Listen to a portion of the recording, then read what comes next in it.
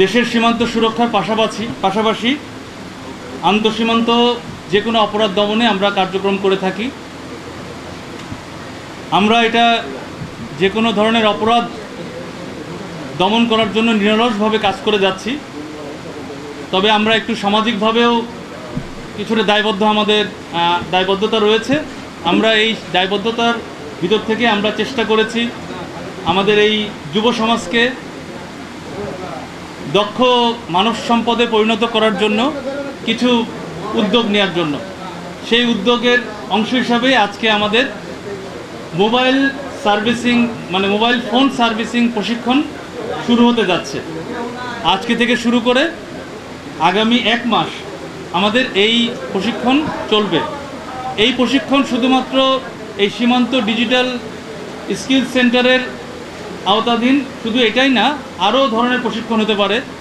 যেমন ভবিষ্যতে আমরা বিভিন্ন হোম অ্যাপ্লায়েন্স, যেসব ইলেকট্রনিক কাজ যেমন ফ্রিজ, টিভি, এসি সারা, তারপরে আমাদের যেসব ইলেকট্রিক্যাল ওয়ারিংয়ের কাজ হয়, তারপরে আমাদের বাসার যেসব প্লাম্বিংয়ের কাজ হয়, তারপরে হাঁস মুরগি গরু ছাগল পালন, এরকম ধরনের ছোট ছোট কাজ, এগুলো আমরা আমাদের যুব সমাজকে ধীরে ধীরে আমরা যদি প্রশিক্ষণ দিতে পারি, তাহলে এই দক্ষ যুব সমাজ পরবর্তীতে আমাদের যে যুব উন্নয়ন কেন্দ্রের যে সমস্ত কার্যক্রম রয়েছে, এই সমস্ত প্রশিক্ষণে তারা স্কিল পার্সন হিসাবে তারা যোগদান করবে এবং ভবিষ্যতে আমাদের যে কোনো ধরনের সরকারি যেসব সহযোগিতা হবে, এই সহযোগিতায় তারা অগ্রগামী ভূমিকা পালন করবে এবং তারা এটা লুফে নেবে। এবং আমাদের যেসব সংস্থা রয়েছে এই যুব সমাজকে কর্মসংস্থানের জন্য, এই যুব সমাজকে তারা চেষ্টা করবে তাদেরকে রিহ্যাবিলিটেট করা। এটাই আমাদের মূল লক্ষ্য। আমরা এখানে একটা হাব হিসাবে কাজ করব ইন ফিউচার। পেটের দায়ে কোনো অবৈধ কাজ করতে উদ্যত হয়।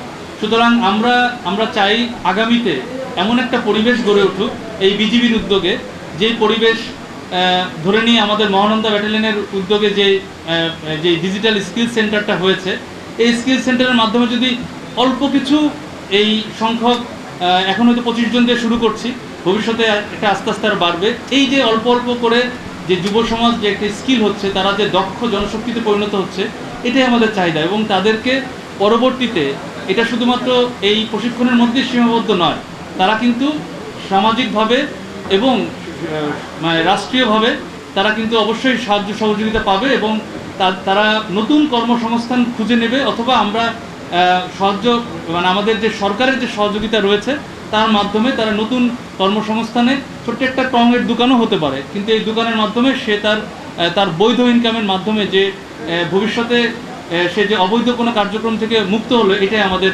সফলতা হবে বলে আশাবাদ।